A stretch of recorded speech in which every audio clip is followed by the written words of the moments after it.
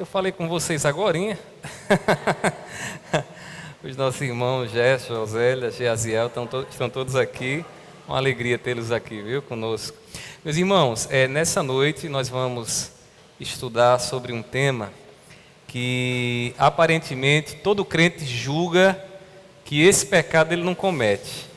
E o meu propósito nessa noite é poder trazer à tona esse pecado e fazer com que você e eu possamos perscrutar o nosso coração e ver se realmente nós não caímos nele. E se, porventura, caímos nele, nessa noite o Espírito Santo nos dá força para vencê-lo.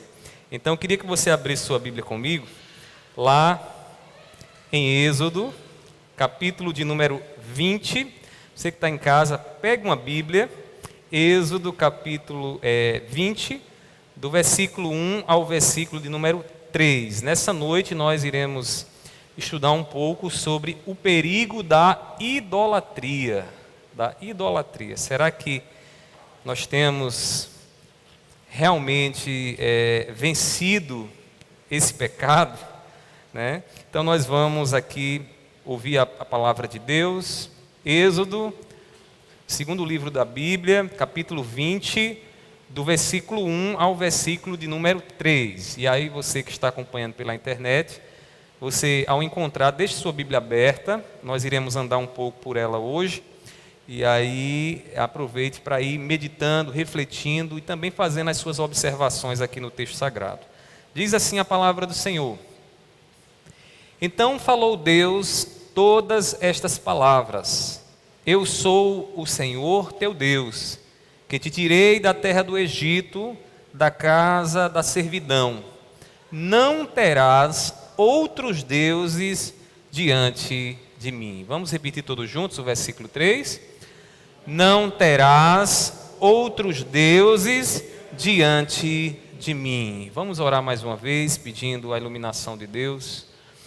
Meu Pai, nós estamos aqui diante da Tua presença, reconhecemos a fragilidade, a debilidade da nossa mente, e nós te pedimos nessa noite que o Senhor nos ajude, que o Senhor nos faça colocar de lado aquilo, Senhor, que esse mundo tem trazido sobre a nossa vida, e que possamos ouvir com clareza a Tua voz através da Tua santa palavra. Abençoa cada irmão que nessa noite está aqui conosco, acompanhando, e aqueles também que estão em casa. Abençoe suas vidas, os ilumine, assim como o Senhor há de nos iluminar. Assim eu te peço e desde já te agradeço, em nome do Teu Filho amado Jesus. Amém, amém. Os irmãos podem se assentar. Irmãos, o perigo da idolatria. Você poderia dizer: pastor, falar de idolatria, para a gente não é idólatra, pastor. A gente tem Deus, a gente tem Cristo Jesus. Então esse tema, você poderia dizer, não é para mim, é para outra pessoa. Uma pessoa que não conhece a Cristo Jesus. Mas eu queria muito que você atentasse para aquilo que Deus há de nos falar aqui na palavra, nos mostrar nessa noite.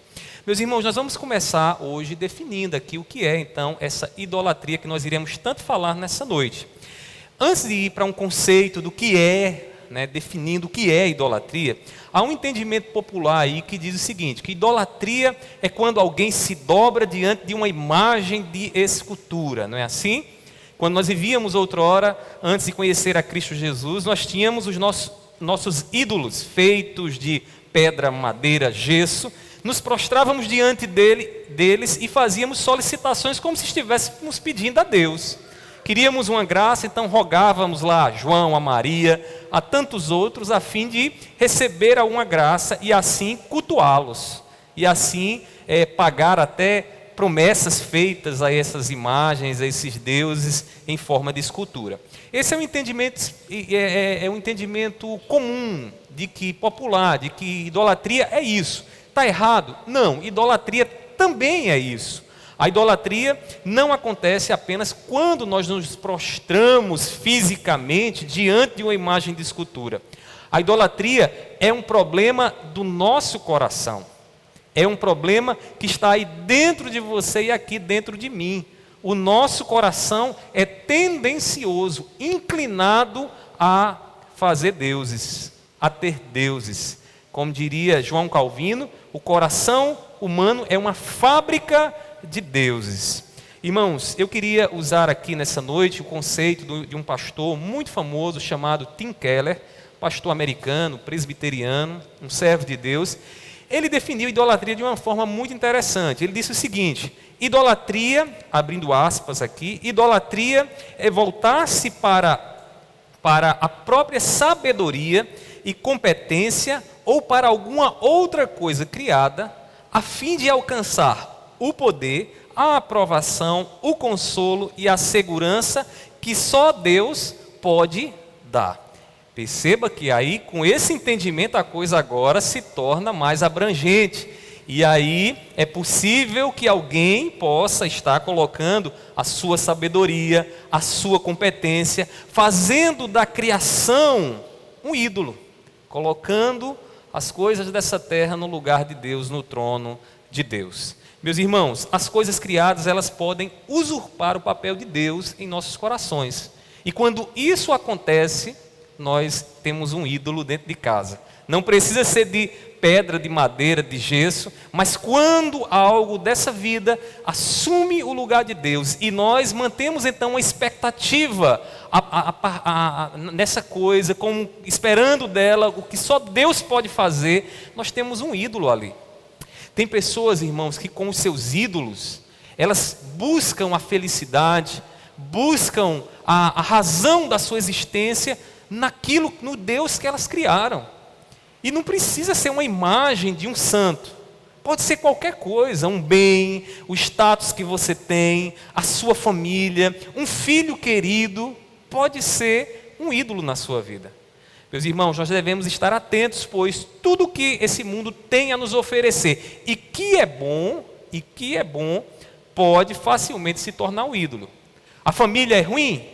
Quem é que não gosta da família? A gente tem filhos, a gente tem a nosso esposo, você tem o seu esposo. É uma bênção de Deus. A gente tem bens, a gente tem recursos, graças a Deus, Deus tem nos abençoado. Isso não é ruim. Agora, irmãos, a partir do momento em que essas coisas assumem o lugar de Deus, e aí nós passamos a nos relacionar com essas coisas, mantendo uma expectativa de que essas coisas vão suprir o que só Deus pode suprir, nós temos ali um Deus. Deus, ele nos alertou, como seu povo, contra a idolatria. Esse texto que nós acabamos de ler aqui é o texto em que Deus ali se volta para o seu povo, através do que Deus já havia falado a Moisés, e orienta o seu povo, dizendo ao seu povo para que o seu povo não tenha outros deuses na presença dele, diante dele. Ao estipular o núcleo da aliança, entendendo que Deus ele se relaciona com o seu povo a partir de uma aliança, e uma aliança consiste em Deus dizendo o seguinte: olha, você faça isso e serás abençoado. Você não faça isso e você sofrerá as consequências, você sofrerá a maldição da lei. Então, os 10 mandamentos, eles são o núcleo da aliança, que permanece entre nós. Se queremos estar num relacionamento correto, abençoado com Deus, precisamos ouvir os mandamentos do Senhor, obedecer os mandamentos do Senhor para viver de forma a agradar ao Senhor, de forma a expressar a nossa lealdade a Deus. Então, aqui, nesse texto que nós acabamos de ler, no capítulo 20 de Êxodo, o que é que nós temos aqui? O início dos 10 mandamentos. E Deus fala ao seu povo de que para o seu povo não ter outros deuses diante dele. Deus está dizendo: não sejam idólatras, não façam ídolos e coloquem no mesmo patamar que eu tenho na vida de vocês. Eu sou o único Deus da vida de vocês. No versículo 3 ele diz assim: não terás outros deuses diante de mim. Observe que quando ele diz assim, não terás outros deuses, ele está falando aqui no plural. Irmãos, o coração humano, ele é tão fértil para fazer deuses, que Deus já alerta aqui na sua palavra que não seria um único Deus, porque o único Deus é Deus, Javé. Mas deuses, fazer um panteão de ídolos, meus irmãos, Deus ele não toleraria habitar no coração do seu povo junto com outros deuses. Deus é intolerante em relação à idolatria. Ele foi tão duro que ele diz assim, no capítulo 22, versículo 20 de Êxodo. Perceba aí na sua Bíblia, Êxodo 22, versículo 20. Ele diz assim: quem sacrificar aos deuses, e não somente ao Senhor, será destruído. Então, Deus aqui mostra a sua intolerância em relação ao pecado de idolatria.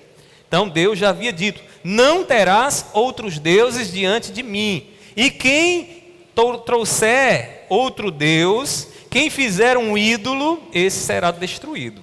Eram palavras duras, de maneira que a gente vê que na história da Bíblia, casos em que pessoas, famílias foram destruídas por conta de deuses estranhos que tinham.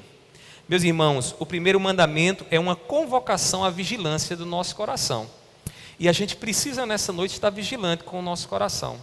Eu não sei como você se vê diante dessas palavras que o Senhor aqui fala, mas certamente o seu coração, por ser um coração ainda pecador, ele está muito inclinado a olhar para determinadas coisas dessa vida e fazer dessas coisas um ídolo. Colocar essas coisas no lugar de Deus. O eco do alerta de Deus continua a ressoar em nossos ouvidos. E Deus diz assim: cuidado com os deuses desse mundo. Cuidado com os deuses que têm rondado o seu coração. Cuidado com aquilo que você diz: isso é a coisa mais valiosa da minha vida. Porque isso pode se tornar um Deus. É um perigo, irmãos. É um perigo quando o nosso coração começa a supervalorizar as coisas dessa terra, porque certamente essas coisas vão tomar o lugar de Deus no nosso coração. Os mandamentos do Senhor, alguém poderia dizer o seguinte: ah, pastor, mas aqui esses mandamentos eram dados para Israel, lá atrás, há muito tempo atrás. Para nós não tem validade, não tem aplicabilidade. Tem alguns cristãos que olham para o Antigo Testamento e dizem assim: não, mas é um livro antigo, válido, as regras e leis válidas para o povo de Israel.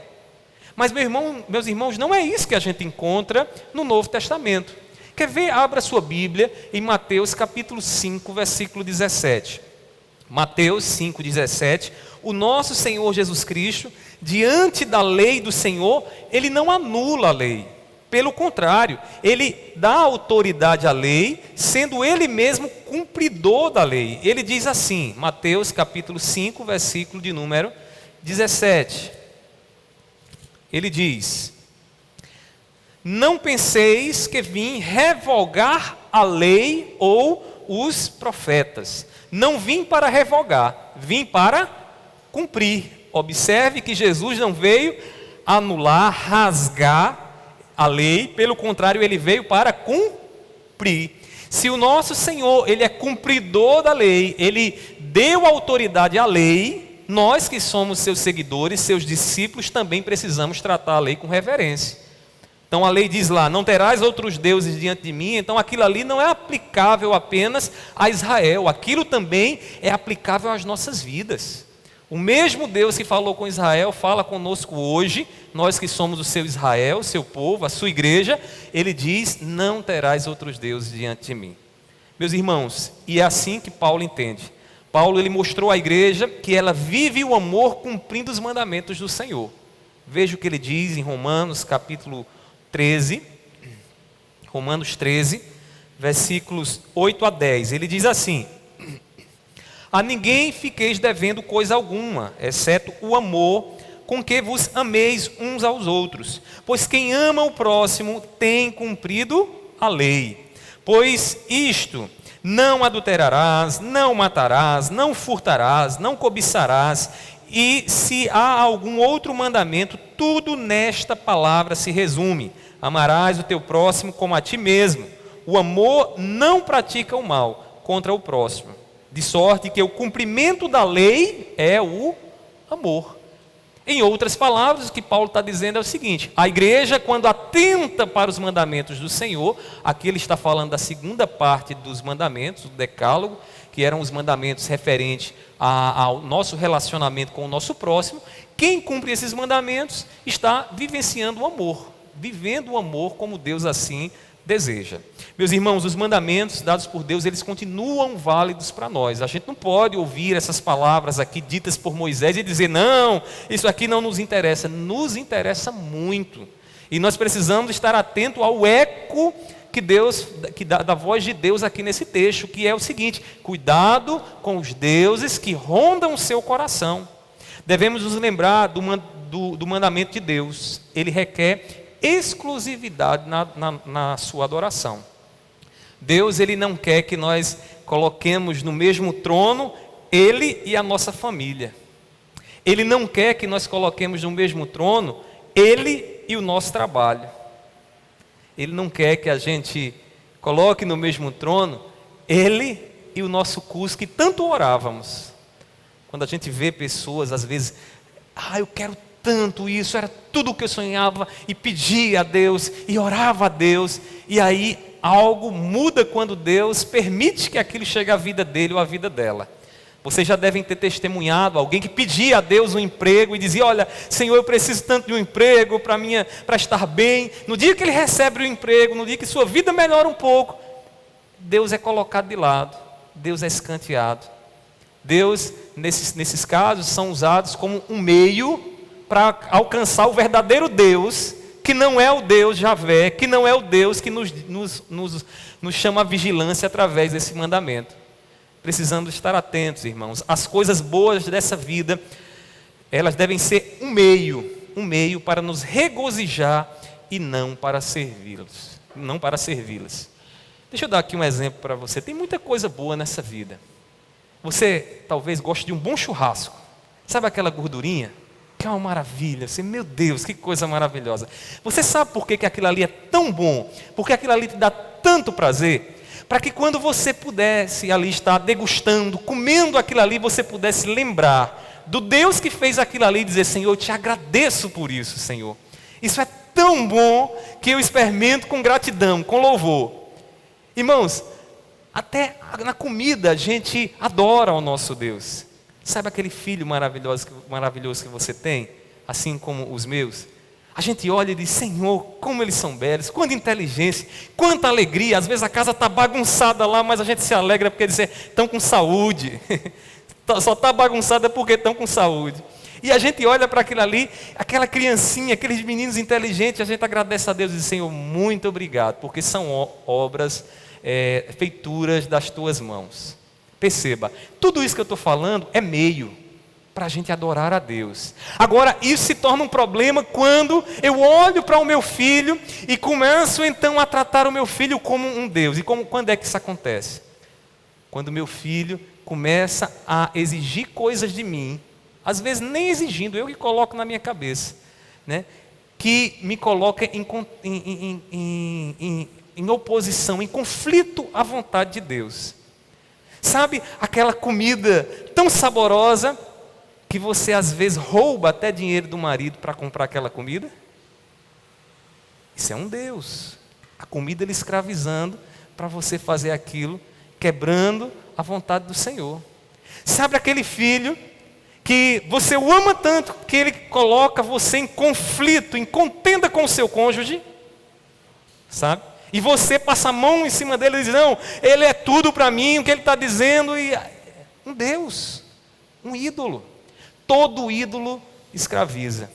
E qualquer ídolo dessa criação que nos escraviza, irmãos, nos destrói, nos faz mal.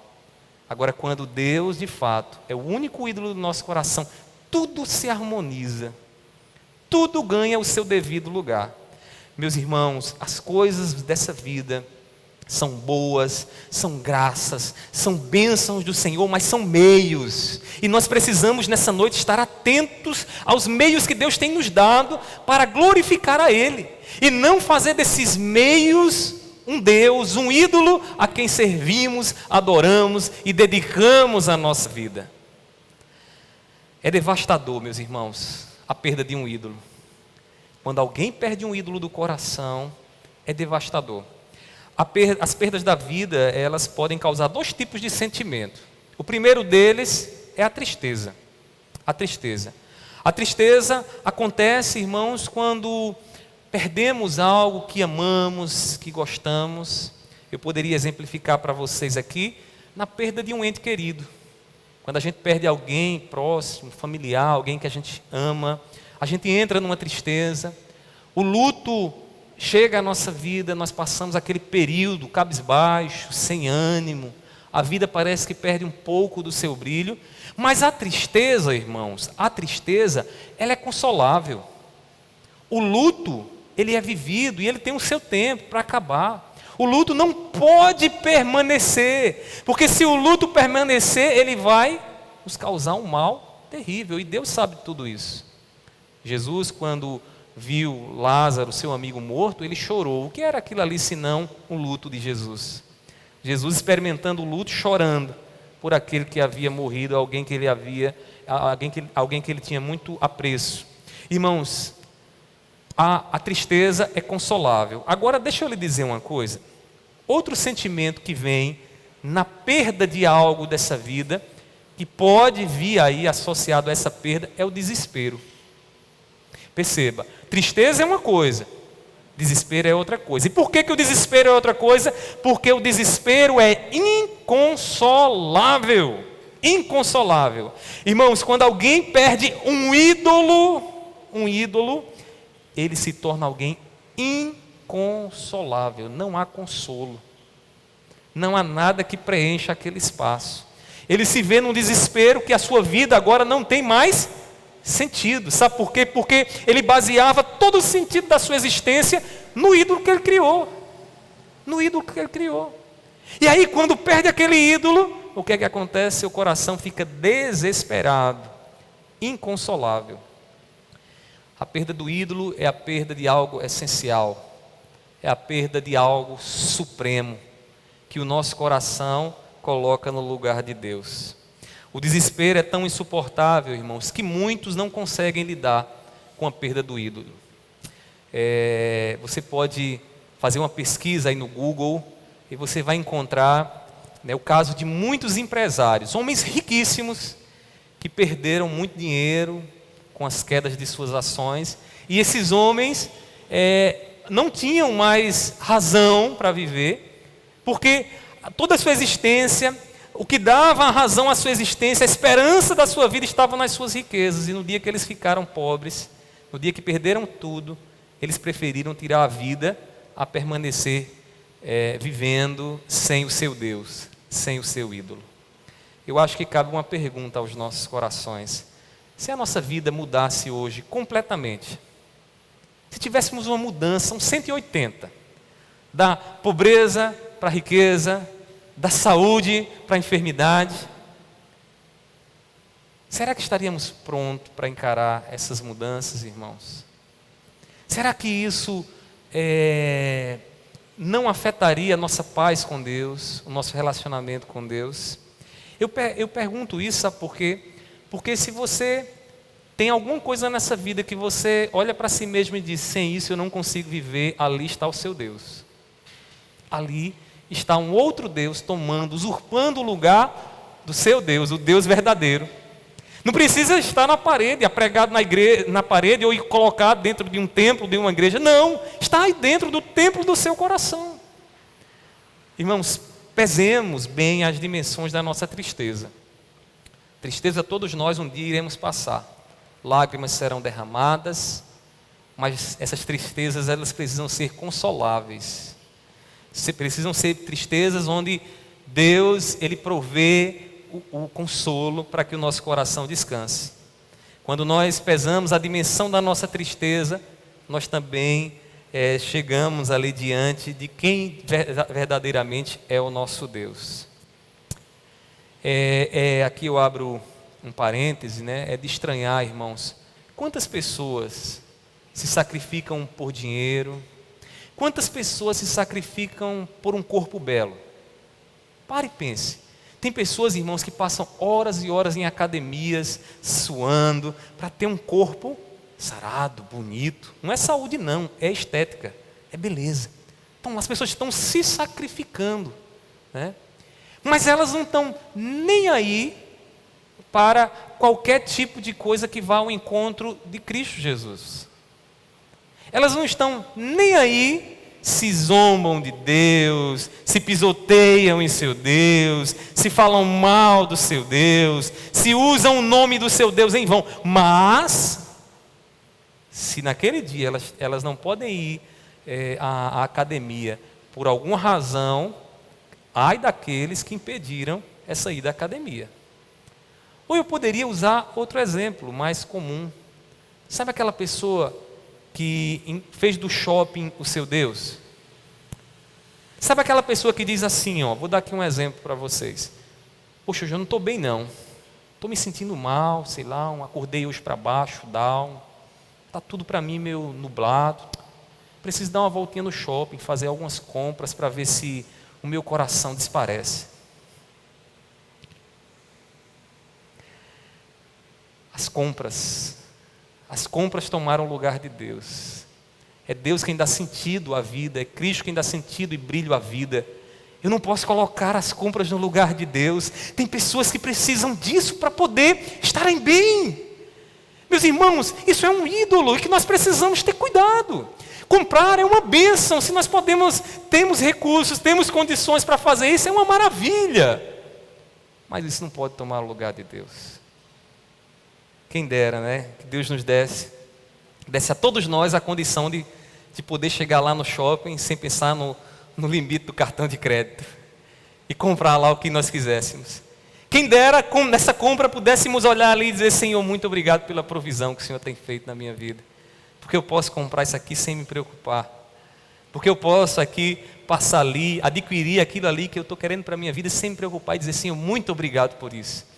E também no dia que eu não puder dizer: Senhor, muito obrigado. Tudo posso naquele que me fortalece. Eu não posso passar hoje, mas muito obrigado também por isso.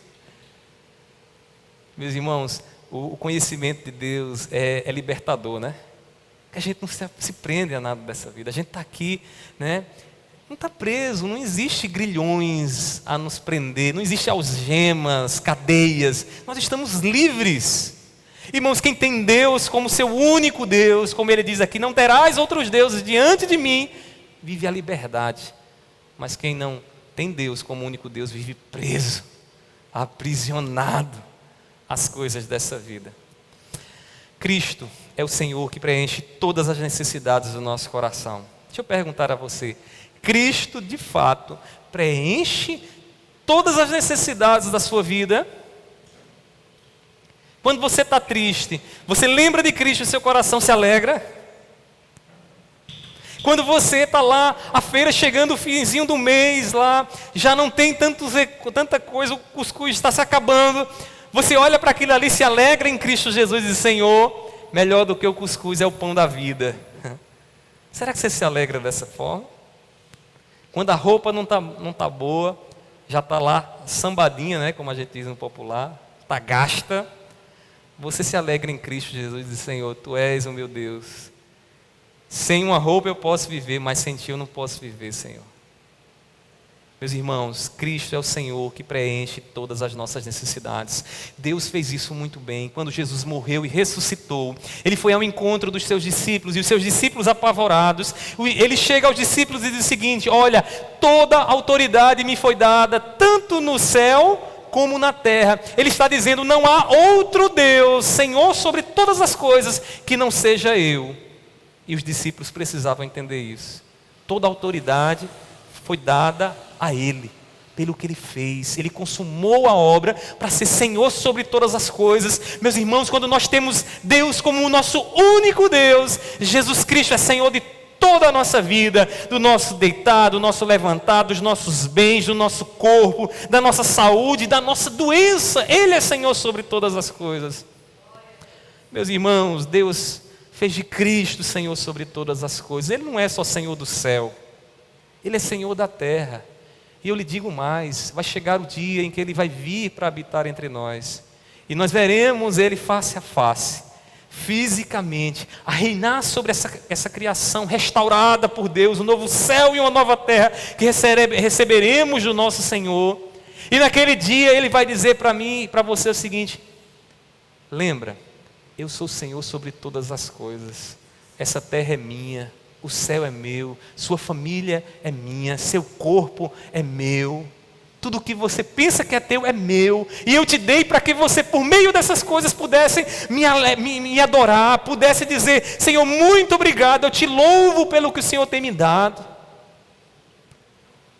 Meus irmãos, em Cristo nós fomos aceitos por Deus, independentes das nossas imperfeições. Deixa eu fazer aqui uma observação. Quando algo dessa vida se torna um Deus, as estipulações e as exigências dessas coisas tendem a ser cruéis. Tendem a ser cruéis.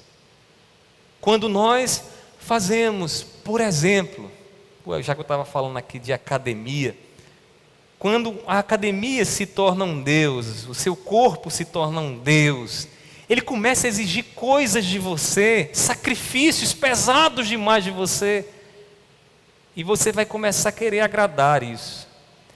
Para você agradar isso, você vai ter que fazer sacrifícios terríveis. Você vai ter que levantar mais cedo, você vai ter que passar fome, dias sem comer. Você vai ter que deixar de ir para muitos lugares. Você vai ter que deixar de falar e de ser abençoado na comunhão dos irmãos. Sabe por quê? Porque qualquer ídolo te faz a imagem e semelhança dele. E nessa imagem e semelhança, esse ídolo está exigindo de você que você obedeça o que ele quer, que você faça o que ele quer.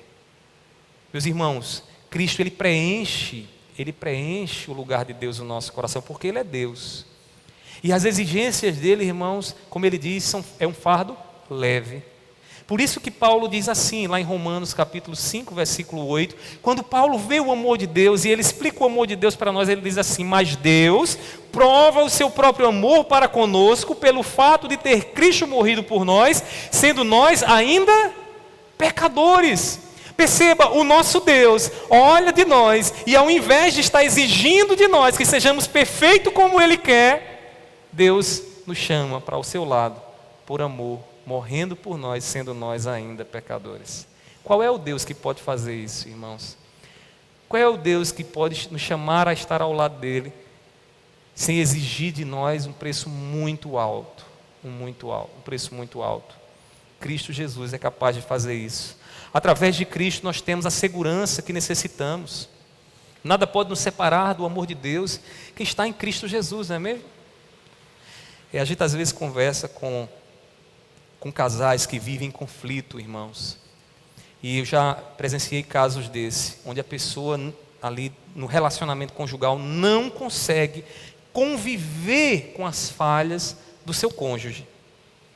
E a pessoa começa então a projetar no seu cônjuge uma perfeição que só Deus poderia ter. Só Deus poderia ter. Essa é uma ação típica de um coração idólatra.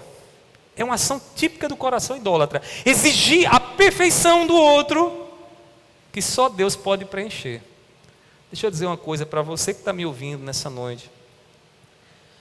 Essa cobrança, essa perfeição daquele homem certinho, que deixa sempre a comidinha, a caminha arrumada, né? Que sempre faz tudo em ordem, que tudo é muito perfeito. Esse desejo, essa perfeição, você só vai encontrar em Deus. Não faça do seu esposo ou da sua imaginação um ídolo. Um ídolo. Cristo Jesus, irmãos.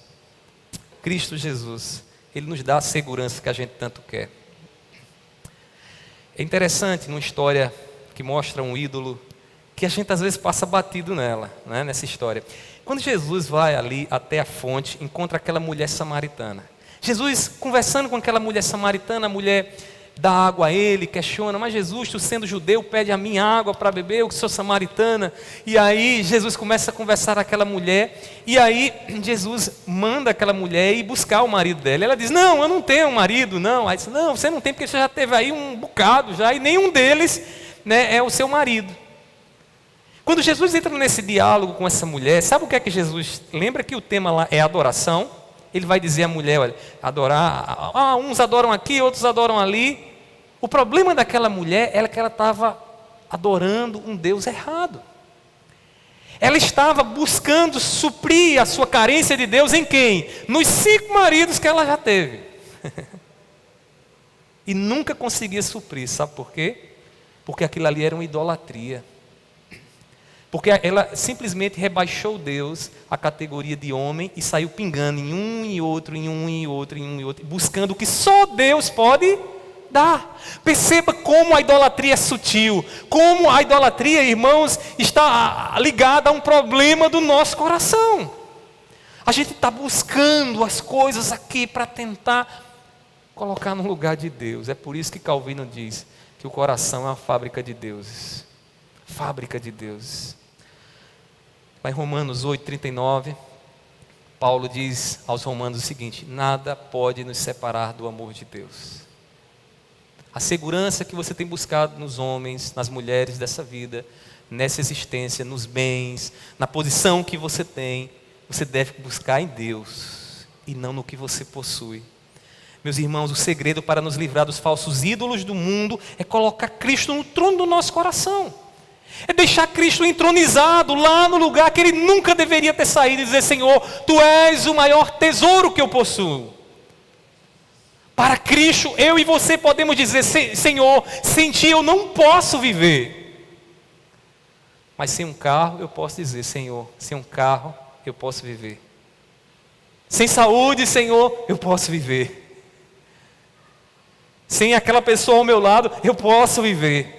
Eu não posso viver sem Ti, Senhor. Estão percebendo o que é que Deus quer do nosso coração? A exclusividade. A exclusividade. Ele tem que estar no lugar mais alto do nosso coração.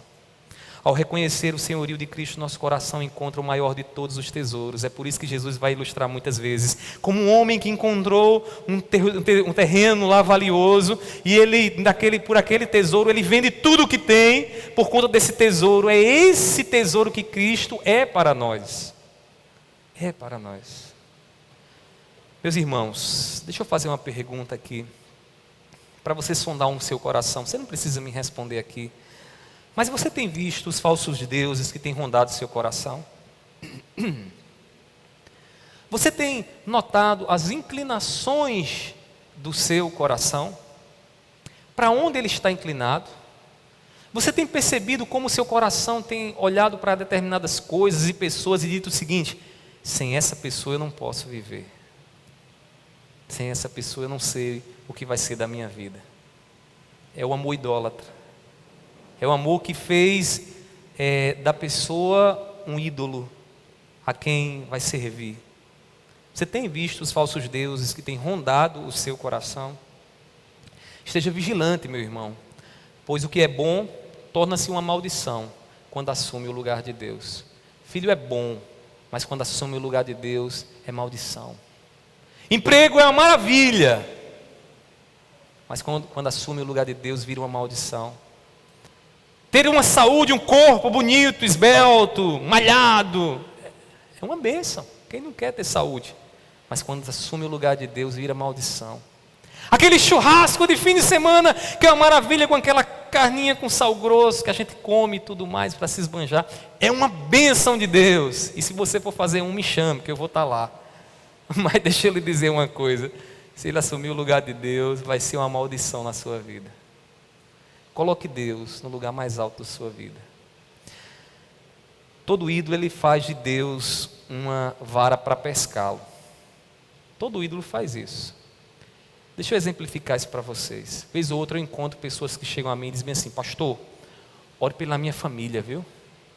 São pessoas que chegam aqui na nossa igreja, às vezes estão passando por ali na frente, e elas vêm à igreja com esse pedido: ore pela minha família. Isso tem um problema? Não, a igreja está aqui para orar. Mas você percebe o seguinte, quando você conversa um pouco mais com essas pessoas: Deus para elas é só uma vara de pescar. Deus é a vara para pescar a família ideal que elas tanto querem. E que eles vão pôr no lugar de Deus. Vão pôr no trono do seu coração. Sabe aquela pessoa que passa por aqui e diz assim: ei, ore pela minha saúde, viu? Ele só vem à igreja para pedir isso: ore pela minha saúde. Não é porque ele quer um relacionamento com Deus. É porque o Deus dele foi afetado. É porque o ídolo do coração dele foi afetado. E aí ele vem à igreja, porque ele sabe que o nosso Deus pode dar aquilo ali. Pode restabelecer para ele de volta o quê? O ídolo do coração dele. Meus irmãos, quando um casamento, um bem, um emprego é buscado como um fim em si mesmo, ele se torna um ídolo. E ele vai nos fazer muito mal. Sabe por quê? Ele rebaixa Deus. Ele coloca Deus e as virtudes de Deus na criação. Vigie seu coração, pois Deus é o fim de todas as coisas. E para que você não caia nas armadilhas dos ídolos desse mundo, Ele tem que estar no lugar mais alto. Ou Ele está lá, ou um panteão de outros deuses vão estar no seu coração. E no dia que você perder esses deuses, ou esses deuses fugirem, vai arrumar um problema na sua vida. Se ele já não está trazendo grandes problemas, né? Porque um ídolo, ele destrói casamento. É aquela história do cara que está lutando para ganhar cada vez mais dinheiro, naquela gana insaciável, para enriquecer, para ter mais e mais e mais e mais. E ele gasta tanto tempo ali, ganhando dinheiro, investindo, trabalhando, que ele perde a família. Ele não sai mais com sua esposa.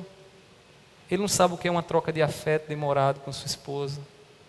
Os filhos só o conhecem pela foto, porque ele não vai ter mais tempo para casa. Perceba como esses ídolos saem destruindo a nossa vida.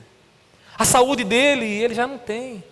A gastrite toma conta do corpo dele. O estresse deixa ele esgotado. E ele já diz: eu não tenho mais nem saúde, nem família. A única coisa que eu tenho é o dinheiro. Imagina um homem desse se ele perder o dinheiro. Ele não aguenta, irmãos. Ele entra no desespero. Meus irmãos, a gente precisa estar alertas com relação a isso. Porque o nosso coração pecaminoso não corre muito distante disso não, viu?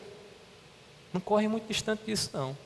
E eu queria nessa noite orar por nós e pedir ao Senhor, né, sabedoria para nos livrar dos falsos ídolos desse mundo, que rondam os nossos corações. Sabedoria e força para quebrar os falsos ídolos. Em outro momento eu vou pregar por essa perspectiva, mas vocês devem conhecer a história de Abraão, né? Qual era o maior desejo que Abraão tinha no coração, meus irmãos? Vocês lembram? Qual era o maior desejo que Abraão tinha na vida dele? Quem pode dizer aí? Um filho. Durante muito tempo Abraão pediu: Senhor, filho, tu fizeste uma promessa, parece que essa promessa aqui está demorando. Lá para os 100 anos é que Deus dá um filho a Abraão. Sara já estava ali nas casas dos 90, já não podia ter filho. Abraão tem aquele filho, o único filho dele, né? Porque Deus o considera assim, embora Ismael tenha nascido de Agar. Era tudo para Abraão. Até o dia que Deus diz a Abraão o seguinte: Abraão, pega o teu filho, leva ao monte e oferece ele como holocausto. Abraão pega o seu filho, leva Isaac até o monte. O que é que Deus está fazendo ali com Abraão, irmãos? Deus está afastando um falso ídolo do coração de Abraão. Sabe quem era o ídolo de Abraão? Isaac. O filho que ele tanto desejava, o filho dos seus sonhos. E quando Abraão então chega ali, e na hora H vai fazer o teste para dizer o seguinte, porque aquele teste é o seguinte: eu te amo, Senhor, mais do que o meu filho.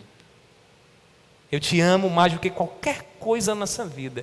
Tudo que eu tenho de mais valioso, Senhor, tu estás acima. Tu não estás no mesmo patamar, mas tu estás acima. Abraão pega o cutelo, mira na cabeça do seu filho, e quando ele vai então acertar seu filho, a ovelhinha berra. E ali naquele momento Deus mostra a ovelhinha, que era um símbolo, um tipo de Cristo, que iria substituir aquele que estava ali e iria ser morto. Naquele momento Deus percebeu em Abraão que ele estava no lugar mais alto do coração de Abraão. Deixa eu dizer uma coisa a você.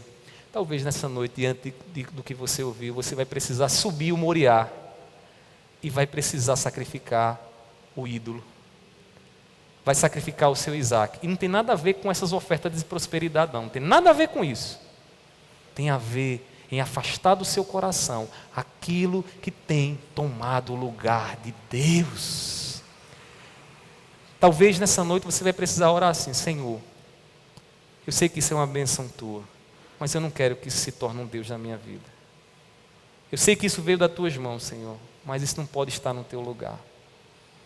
E para isso você vai precisar da força do Espírito. E eu queria orar por você. Eu queria fazer essa oração juntos também por mim, para a gente pedir a graça do Senhor. Vamos pedir a Ele que nos dê força. Você que está em casa, que está acompanhando na internet, faça essa oração junto conosco. Meu Pai, nós estamos aqui, Pai, diante da Tua palavra. Nosso coração treme, Senhor. Treme porque nessa vida nós vivemos rodeados, Senhor, de ídolos que lutam e que tentam a todo custo tomar os nossos corações. Eu quero te apresentar, Deus, as nossas vidas, apresentar a nossa fraqueza, a idolatria, Senhor, que muitas vezes cometemos e até esse momento talvez não soubéssemos que estávamos ali colocando no trono do nosso coração alguma coisa dessa criação que não era o Senhor. Pai, nós te pedimos, tenha misericórdia de nós nos arrependemos, Senhor, dessa prática, e o que nós queremos nessa noite, Pai, é sacrificar os nossos ídolos, é dizer, Pai, para Ti que nada nesse mundo é tão importante como o Teu Filho, Cristo Jesus. Meu Deus, nos ensina através do Teu Espírito Santo, não nos deixa, Senhor, temer a reprovação dos homens, não nos deixa, Senhor, temer as consequências que virão, Senhor, pela decisão de ter o Senhor como o único Deus de nossas vidas. Pai, eu te peço, nos ajuda, nos fortalece, nos dá graça, Senhor, porque são tantas coisas, a começar dentro da nossa casa, que nós amamos demais e dizemos: este é o filho dos meus sonhos, este é o bem dos meus sonhos, e isso pode ser um Deus, isso pode ser uma grande maldição. E nós te pedimos ajuda no Senhor, nos socorre, porque queremos viver para a glória do Teu nome. Queremos, Senhor, testemunhar da Tua vida, da Tua vontade em nós. Seja comigo, seja com os meus irmãos, concede-nos essa graça, Senhor, para que possamos estar mais fortes, mais próximos de Ti. Eu te oro assim, te peço e te agradeço, em nome do Teu Filho amado Jesus. Amém, amém. Eu convido os irmãos a ficar